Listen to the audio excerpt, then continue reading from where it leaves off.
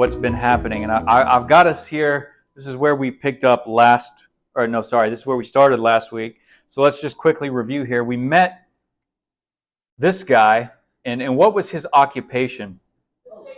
Good. He was the stagecoach driver, but he's an archetype of what? Good. Good. The bad father, the tyrannical father. And so he immediately reveals himself to basically have this face. He's the tyrant over the swindler Fox character.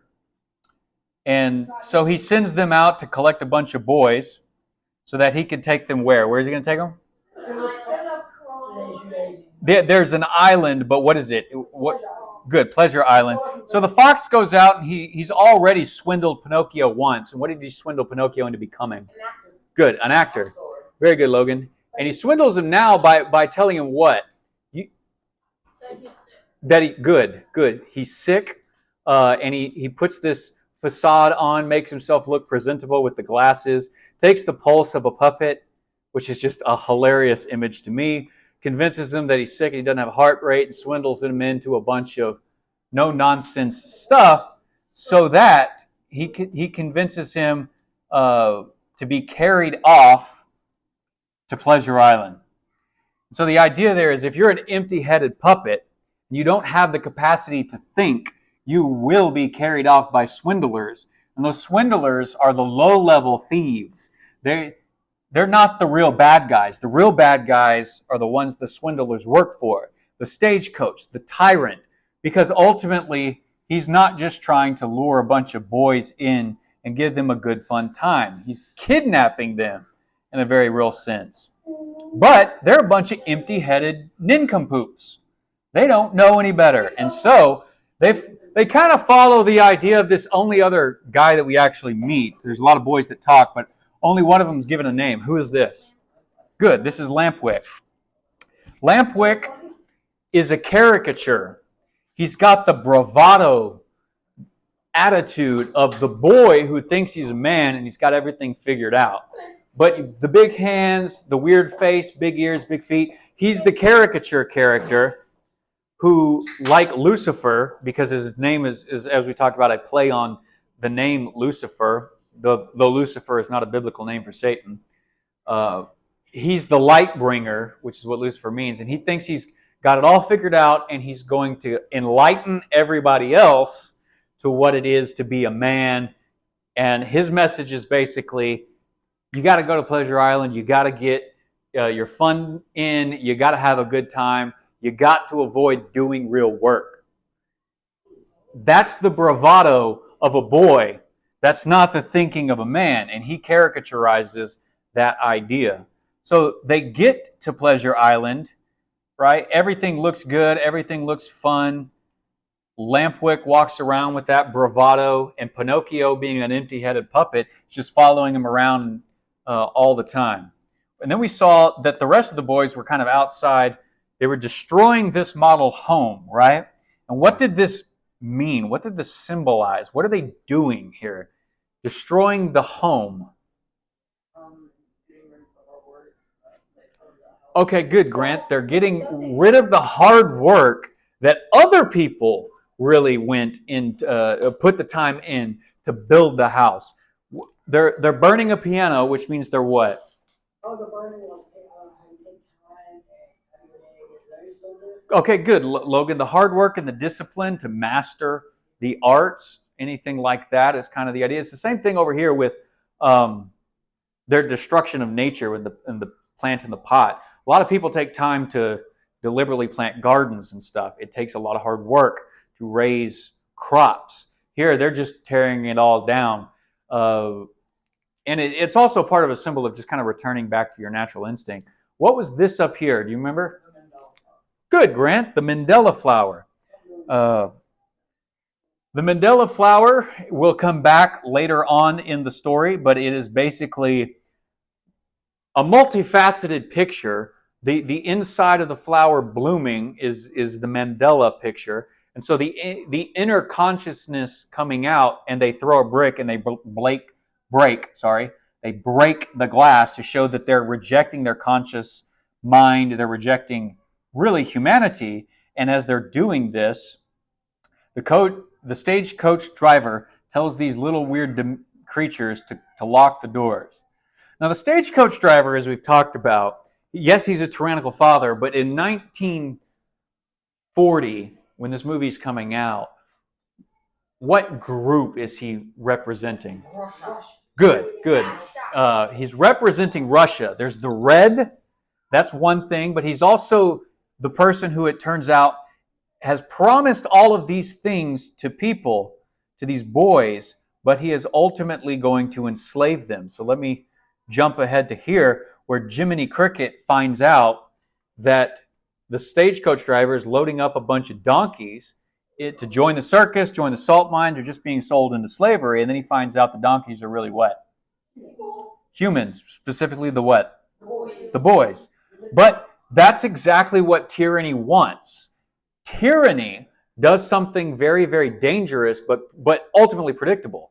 They offer you all of the pleasure that you could possibly want. They hold it out with one hand, and back here, you don't see what their other hand is doing. It's a sleight of hand notion.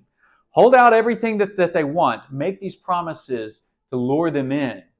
And then when you're so intoxicated with pleasure that you're turned into an animal.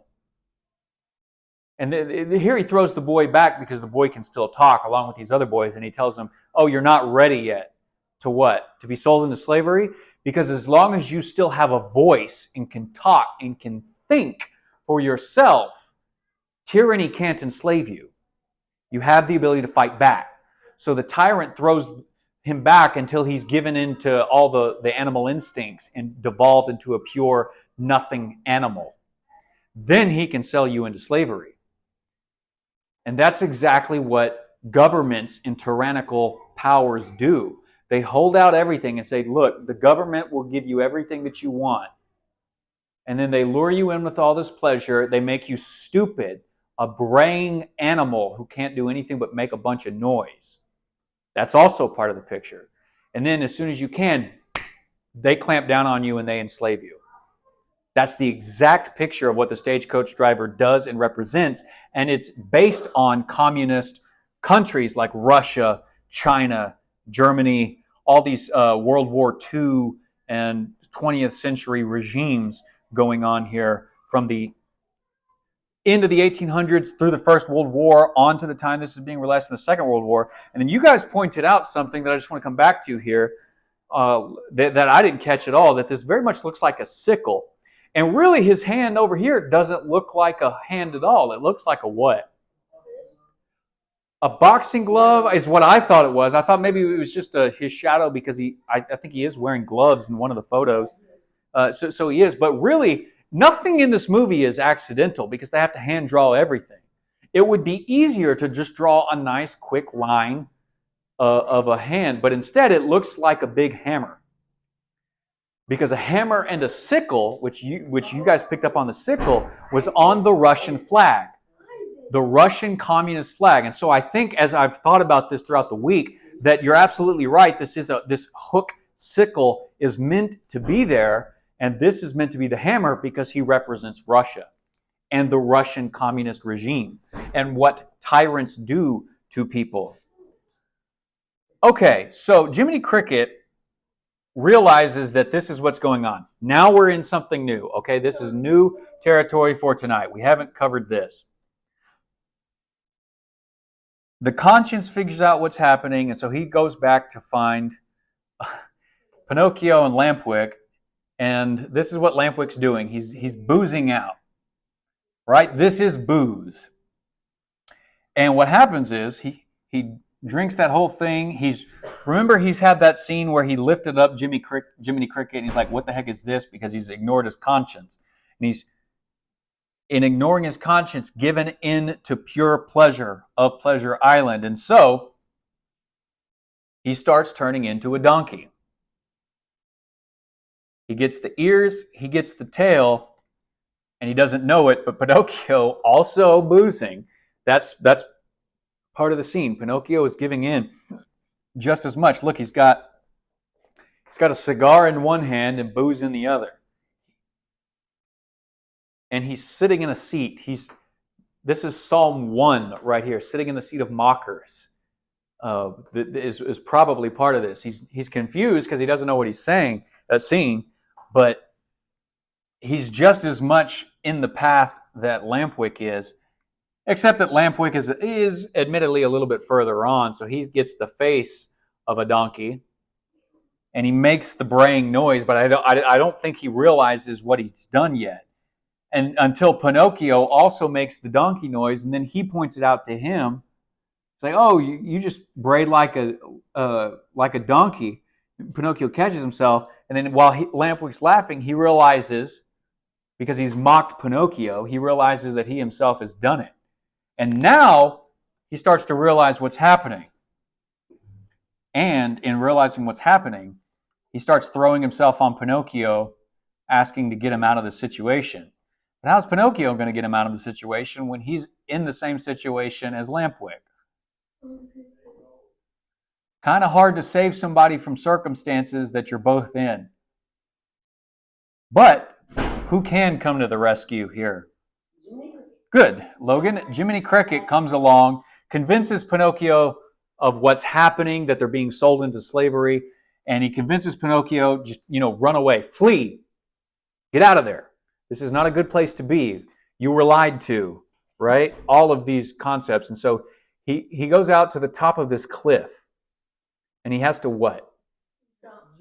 He's got to jump into the sea, and he washes up on the shore alongside the conscience, because now he's listening to the conscience. Now, I just want you to keep in mind, but let me ask you this question. In light of what we've been paying attention to in Genesis 1 on Sunday mornings, what does the sea represent? Good. Chaos. Very good, Ashlyn. Chaos. So they have to, in order to escape pleasure, they actually have to dive into chaos. But this is just foreshadowing what's coming.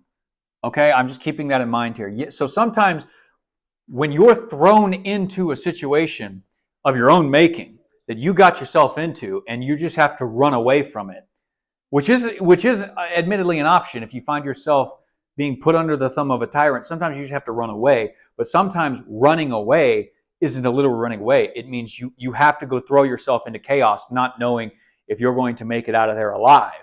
But it's better than knowing you're going to be thrown into slavery. If you know you're going to be thrown into slavery, would you be willing to face a little bit of chaos in order to get out of it? Hopefully so.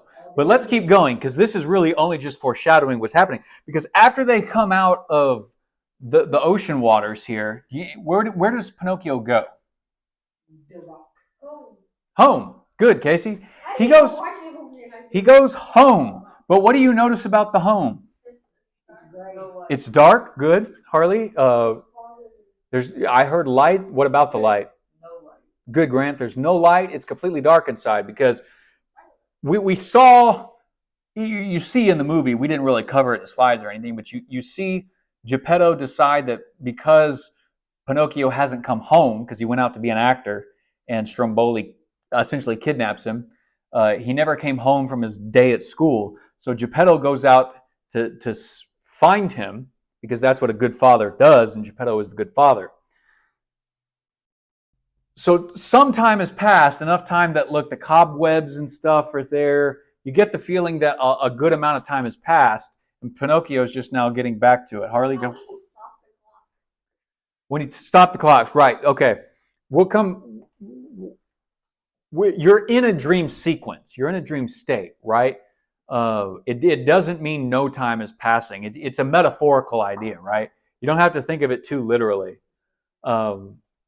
But yes, it's dark and everything, and Pinocchio doesn't find Geppetto there, and so he and his conscience sit down in a lot of the same mirroring picture as when Pinocchio was trapped in the cage by Stromboli. Think back to that scene. Jiminy Cricket was on his knee, and they were both in. I think they had one hand on their chins. Now they both got two. So there's an exaggerated notion that things are even worse than they were before. But here's the point. Two things. One, he's starting to reintegrate with his conscience again. They're mirroring each other. Whatever they're going through here, They're going through it together, and that's at least better than not listening to your conscience at all. So that's one thing. But two, the point is also this. In order to become real, you can't go back to familiar territory. You can't go back to your Father's house. The Father sent you out into the world for a purpose. And when things get bad and you screw up, running back to the way things are in your Father's house is not ultimately what you can do. You can't go back to mom and dad to bail you out if you're a real, true adult person.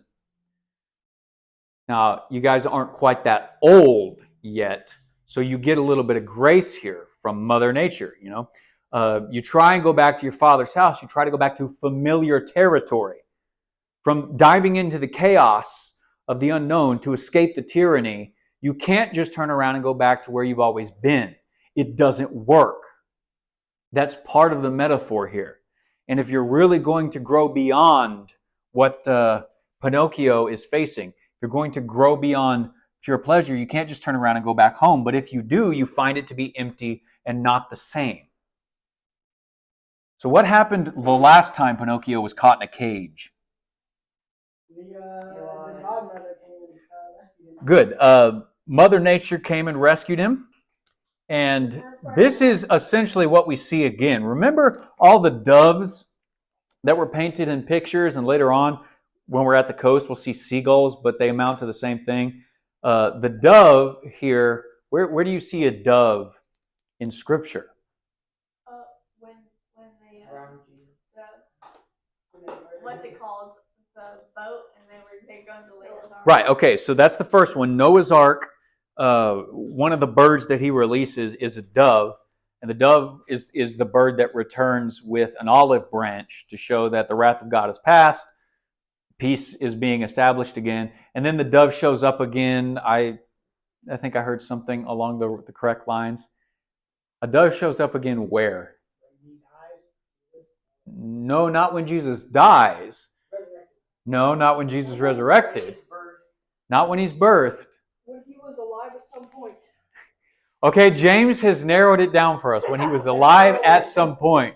At some point in time. What started Jesus' public ministry? When he got baptized. And what happened when he got baptized? God rips open the heavens. Pay attention to Genesis 1. The vault opens. The door slides back. And the Holy Spirit descends on him like a dove and anoints him for the ministry. And so that's when Jesus starts his public ministry. Notice he's holding a scroll here. So what this is symbolizing is that the divine realm up here of Mother Nature or, God, whatever, is descending once again to help Pinocchio on his journey. But this time, instead of coming herself, she sends the written word, which is very, very interesting. And it's the conscience who reads the word. And what he ends up reading that Mother Nature tells us that we didn't even see in the movie. Like, you don't see this. Up until this point, Geppetto left the home, but you don't know what happened to him until the conscience reads the word from above. And the conscience reads, a big sea monster, a whale called, I think his name is Monstro. So you get the idea that a big sea monster, monster, swallowed Geppetto while he was out looking for Pinocchio, and that monster lives at the bottom of the sea, not just in the sea, at the bottom of the sea. Pinocchio stands straight up and is ready to go after the thing to find Geppetto. Casey? Kind of sounds like Jonah and the whale. Exactly. Yes. Good. You're thinking along the right lines. Jonah and the whale. Yes. Exactly.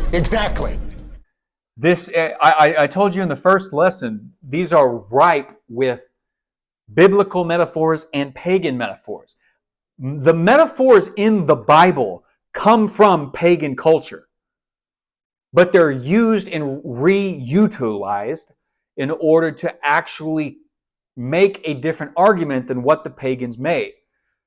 A chaotic sea monster existing is not a strictly biblical picture.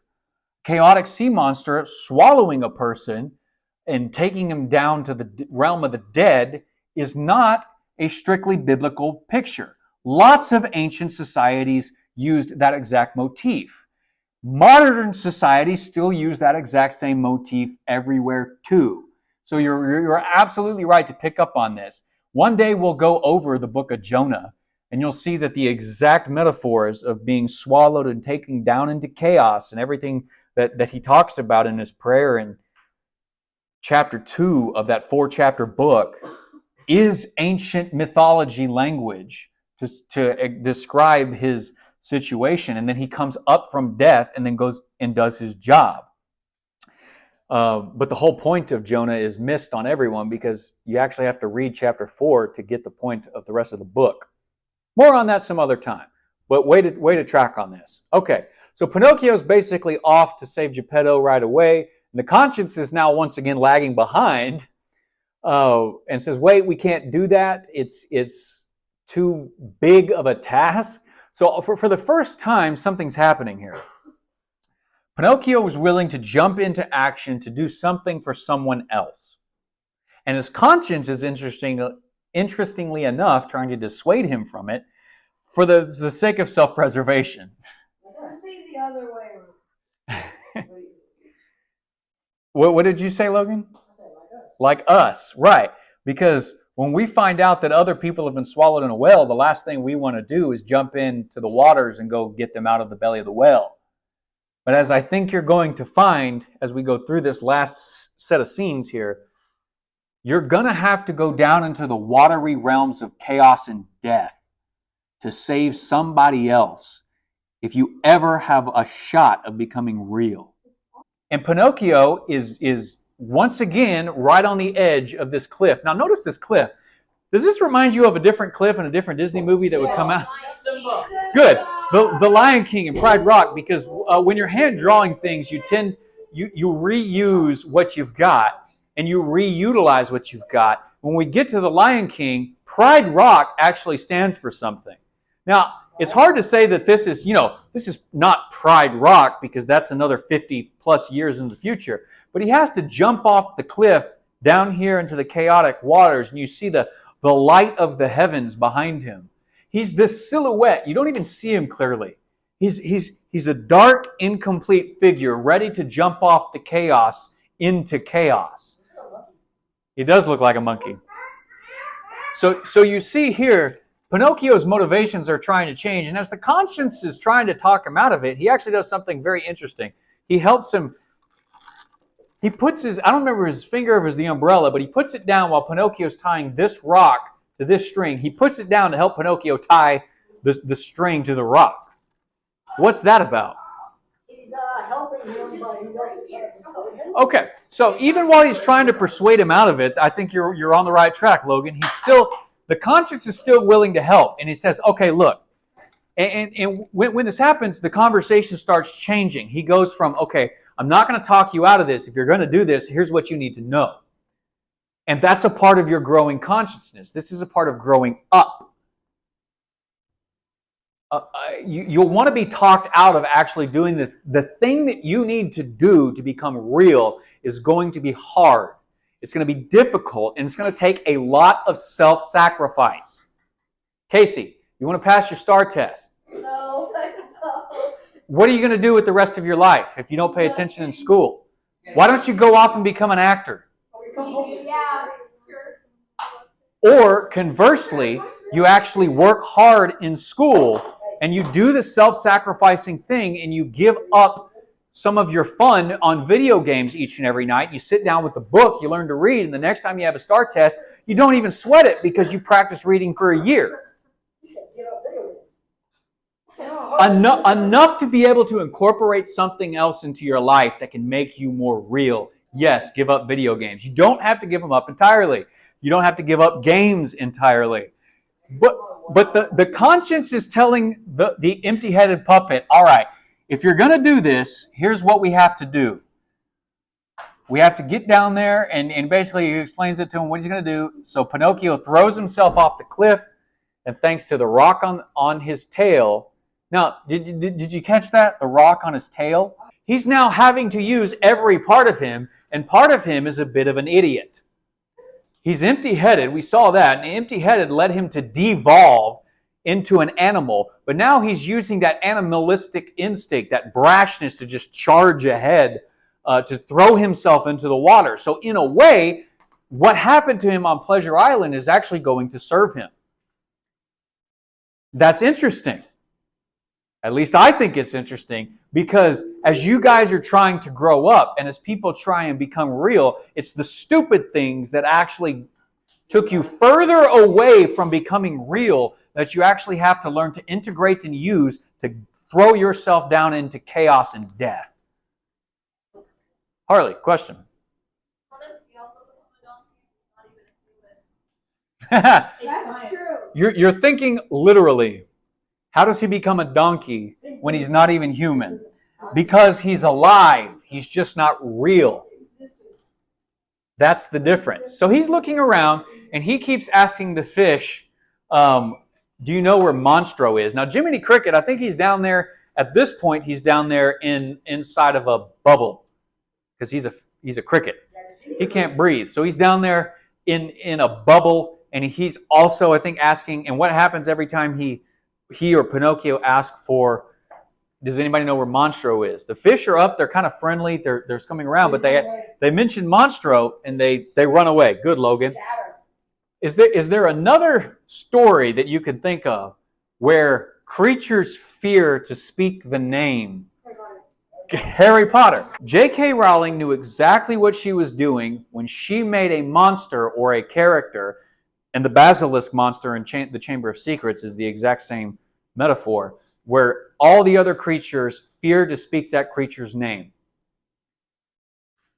The worst monster that Pinocchio is about to face here in the bottom of chaos in the land of the dead that nobody wants to face, and Pinocchio is going to go face that monster to save his father. In fact, when he looks down into the depths, now that he's down into the depths, he looks and he sees the darkest part. And that's where he's going to go. And this is where you're going to have to go if you want to become real. You're going to have to throw yourself off the cliff into the watery depths of death and chaos and go into the deepest, darkest part of that place. And you're going to have to come out again. Does that sound pleasant to you? Maybe. I'll tell you this, it doesn't have to be pleasurable. In fact, this can only happen because Pinocchio has rejected Pleasure Island. He has rejected what it means to go off and be an actor for the quick and easy success. He has rejected what it is to go to Pleasure Island and give yourself everything that you want all the time. And now he's one step away from becoming real, because he's going to go and face the chaos monster at the bottom of hell. Self-sacrifice. Very good, Logan. This is what it is. And he's self-sacrificing for Geppetto, who's been swallowed by this whale. And you see, there's no fish around except, though, I don't know what kind of fish these are, but these are basically the food for the whale. And so the whale's down there, and this is the only creatures that are around, and they're not too smart for being around the whale. And here we see this boat. And on the boat is a guy that we've met before. Oh, finally, again, Geppetto. He's got the cat and he's got the fish. They're down there with him because he took them with him when he left the house, and we did see that. So, what is Geppetto doing? Fishing. Good, he's fishing. He's reminiscing. And he's missing Pinocchio. So Grant, yeah, he's reminiscing. But what is he not doing? What is he not trying to do? He's not being cheerful. He's not being cheerful. I guess that's true. But I say, Grant, what did you say? Good. He's not trying to escape the belly of the whale. This is another part that you see is sometimes, even though you're a good father, and we'll see this when we talk about the Lion King, Mufasa has the same problem. There's something that he doesn't see or something he's not paying attention to. Because he's hungry, Geppetto is trying to fish to feed himself. But he's got problems inside of problems inside of problems here. His first problem was that Pinocchio didn't come home. So he went out to solve that problem, and in the process he got swallowed by a whale. So now he's inside the belly of a whale and he's got that problem, but now he's hungry, and so he's got this smallest problem to try and reunite to his son. You see this character who's focusing on this immediate minute problem and ignoring the rest. The problem is not that he needs a fish so he can eat and survive. The problem is he needs to reunite with Pinocchio. To do that, he has to get out of the belly of the whale, but he's not focusing on getting out of the belly of the whale. So he's not going to solve the problem of Pinocchio and where Pinocchio is at. He's not going to be able to reunite with his son because he's blind to what the real problem is and what the real solution is. And what happens is, because you're not focused on this, something from the outside has to come and actually affect you.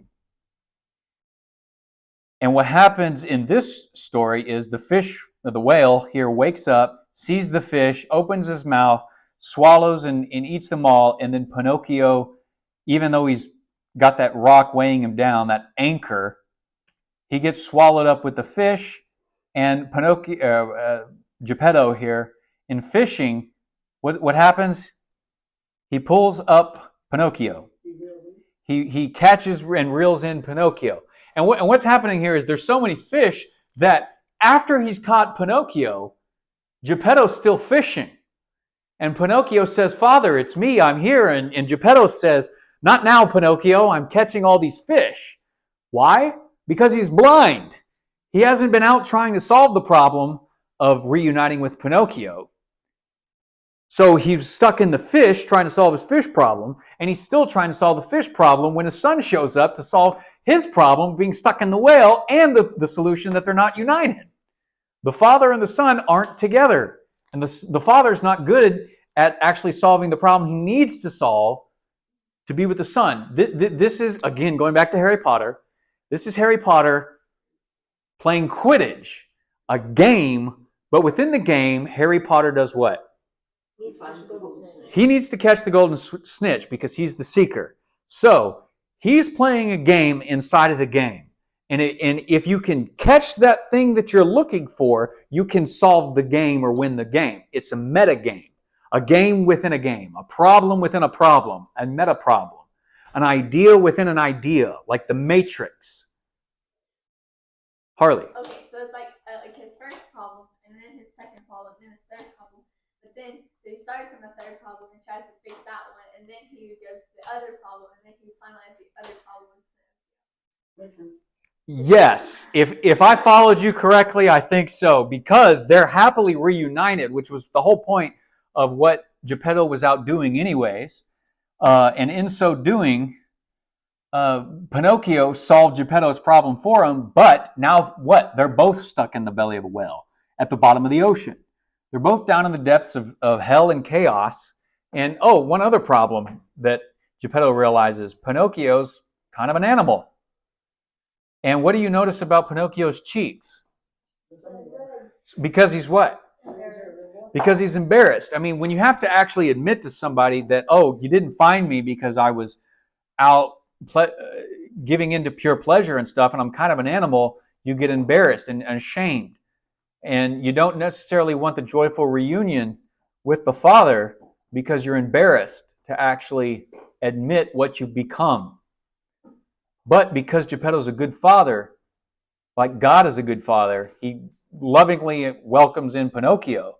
And he tells Pinocchio, we're still stuck down here at the bottom of the well, and Pinocchio, just like he immediately jumped into action to go and save Geppetto, he immediately jumps into action to try and get them out of the belly of the well. And Geppetto says it's no good. He's given up, is what he communicates, though he doesn't say that.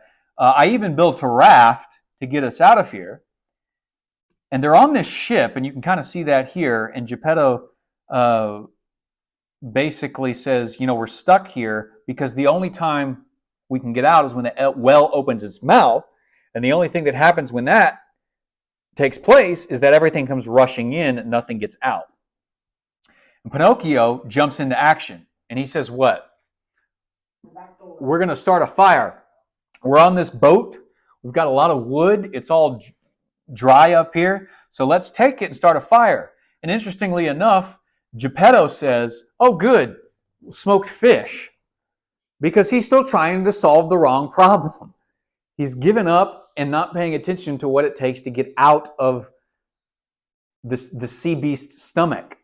And so he actually tells Pinocchio, you can't start a fire in here. It won't get us out. You'll just end up making the beast mad. And Pinocchio just charges forward. He says, we'll fill it with smoke. He'll sneeze. And when he sneezes, we'll ride the wave out. Pinocchio, for once, is not just an empty-headed puppet. He's actually starting to think and solve the problem. So much so that even his own good father hasn't thought this through and come to the same conclusion to get them out of the chaos at the bottom of the underworld. And so Pinocchio does what he's going to do. He starts the fire, and you see all the smoke and stuff drives the beast up from the bottom of the ocean to the top. So they've come back out of death, but they're still in chaos. And you can see the heavenly creatures here flying around the beast. So there's a connection to the heavenly realm here. And then the beast opens its mouth because of the smoke. All the stuff comes rushing in, but then he sneezes. And what he becomes here is now he's no longer just a whale. He's a fire-breathing dragon. The chaos monsters aren't always sea beasts. Sometimes they're land monsters, and a chaotic land monster is a dragon. And so the sea beast sneezes them out and everything by becoming a fire-breathing dragon. That's the metaphor here. That's the picture. But he's awfully ticked off, and he tries to suck them back in, tries to breathe them all in. So they start paddling to get away. And so it starts to try and attack them and drown them. And it causes a big wave to come up, and they crash. And right here, Pinocchio you see his head above water. He's treading water, and he's surviving. But then he sees Geppetto sinking beneath the waves. And he does exactly what he's already done. He throws himself into the water. And Geppetto is actually telling him, go, Pinocchio, save yourself, because he's the good father, and he will sacrifice himself for the son. But the son throws himself in there, goes under the water a few times, and tries to save Geppetto. And in fact, he succeeds, except for one thing. He drowns in the process. He can't breathe. Oh well, he can't breathe. He still drowns. The conscience did not go into the whale. That's an interesting idea, that the conscience went in under the water with him. It went down into the depths with him. But your conscience can't help you be the beast and the animal you need to be in order to slay the bigger beast and the bigger animal. Your conscience can only get you to where you need to be. But in the end, you're going to have to slay the beast on your own. And you don't need a conscience for that. You need to be a monster in your own right. You need to be capable of starting a fire. You need to be capable of ticking off the dragon so that you can slay the dragon, or at least get away from it.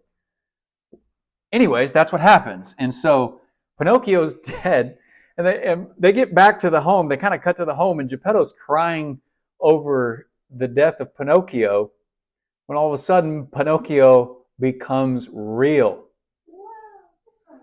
The blue fairy's magic goes off. Pinocchio is real, and he starts telling him, Father, I'm alive, I'm here. And Geppetto says, quiet, Pinocchio, you're dead.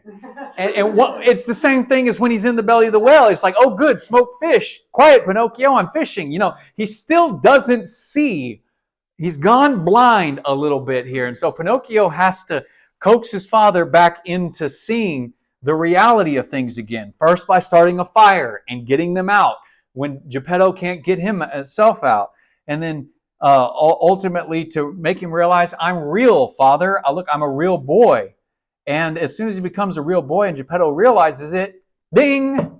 The clocks start, the music starts, time begins again, and the Father and the Son are joyfully reunited, and the heavens rejoice. Yay. The light from heaven shines down, and we cut to this last scene. Jiminy Cricket, coming out here And the conscience is now fully formed. The light dawns on him, and you see the mandala. The mandala is a flower, but it was also representing the sunrise. I talked about that last week. And so you see him get this badge, which is both a mandala, flower, and a sunrise. Official conscience, 18 carats. It does look like a compass. Good point. Because it's a guide, right? So you could justifiably look at this as the sunrise and the dawning of the conscience, the flowering of the dawning of the conscience, but also the fact that it's a moral thing that can point you in the right direction, and that's the end of Pinocchio. Ta-da! And so, what have we seen in this concept of being real? What does it take to be real? A lot of stuff, your conscience. Let's just summarize it here. Let's bring it all together here. Okay. So, first off, the good father is pushing him out there to go where on his first day? School. But he rejects school in order to go off and be an actor. The actor's life, the quick and the easy path. And that means he's one step away from being real. To be real, you're actually going to have to put in a lot of hard work.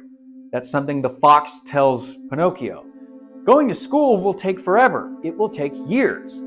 Sometimes you don't look at a book and you think, I want to read that. You look at a book and you think, that's too big. I'm not going to ever read that. And you've given up before you've even begun. And you go and instead you play a quick and easy video game that after a quick level will give you a shot of dopamine, which we've talked about before with redeeming the screen. And then you feel like you've had success because you put 2 hours of work into something that would otherwise have taken you 2 months to read. But see, you're less well-formed because you rejected the hard work of reading the book. Your mind or your conscience or that dawning idea that the mandala flower represents is you're one step removed from it because you wouldn't put the hard work into doing your homework. Instead, you get on YouTube and stuff, and you get a camera, and you shoot videos, and you try and become an influencer like so many people are doing out there to try and get the quick and easy success because they don't want to put in the work. And you know what they're not? They're not real. They don't have a fully formed brain. But they're loud and they have a platform, so they look and sound convincing like the fox. And they swindle other people. But they're not even the real bad guys. Because the real bad guys and the tyrannical fathers out there that exist, that governing power that wants to enslave you, they just send the voices out there to talk fast and swindle you. And if you don't work your mind out, you're going to be influenced by the wrong voices and the wrong people. Until ultimately you're led away to just indulge yourself with whatever it is you want to indulge yourself with. And that just makes you devolve into an animal. Instead of making you a real person, you devolve into your animalistic instincts when you give into pure pleasure. And when you give into pure pleasure, power-hungry people turn around and enslave you. And they're usually the ones that are trying to hold out that power-hungry people are usually the ones trying to hold out the pleasure to trick you, to enslave you. This is going to become a motif in the Bible. The real thing that you're going to have to do in order to become real is to run from pleasure. Not just a good time or anything, like you're allowed to have fun, but just indulging it all and never doing the hard work. And the thing that you're really going to have to do is you're going to have to throw yourself into a life or death situation for the sake of somebody else and potentially die in the process in order to actually find real meaning and purpose in your life. And if you're sitting around waiting for everybody else to do this for you, and you're not going to do it for anyone else, you're just begging for everybody else to be real while you make everybody else serve you and you become an animal given to pure pleasure. So instead, why don't you throw yourself into the chaos? This is what we're going to see in the Bible as we get through Genesis 2. God sets up the garden, but man and woman are supposed to leave the garden and come back. The garden is this place of pleasure, but chaos is on the outside. They're supposed to go out there and actually extend the garden and the peacefulness of the garden out to the rest of the planet. But instead, they just kind of sit around in the garden from what we see until they give into their own pleasure ideas and go seeking after illegitimate fruit, and then they're cast out into absolute and utter chaos. And these same motifs are going to appear over and over and over again. But look, it comes down to this choice. Are you going to choose the hard work and the hard path that it takes to actually gain a real true status, or are you going to turn your back on it and just never work a day in your life, let everybody else supply you with pleasure, or demand that everybody else supply you with pleasure? Or are you going to be the one who says, I'll reject that, I'll do the hard work, and when people need rescuing from the belly of the beast, I will be the one who throws myself in there and gets them? Because you know what? That's exactly what Jesus did. He entered this world of chaos and he threw himself into the face of all the evil, met it face to face in Jerusalem, and died facing it. So that on the other side, the resurrection motif that Pinocchio gets here is available to him and through him to everybody else, so that you could actually become real people. Genuinely human. People who live for a purpose and a reason. Not for slacking off and quick and easy success like an actor. Not for Pleasure Island. But for the hard work of going through death, pain, and suffering and chaos in order to actually see other people have good in their lives. Be better for it. But to do that, you guys have actually got to read your scriptures. Read the text that we're going over on Genesis. Read whatever else in the Bible that might intrigue you. Read stories and watch TV and interact with podcasts or something. Get the information in your head, or else you're just going to fail your STAR test. You're just going to end up being a dumb, empty-headed puppet all your life, and you're going to die very, very sad and very, very alone, and I don't think any of you want that. But that choice is up to you. So do whatever you want. I'm not going to make you do anything because I'm not a tyrant.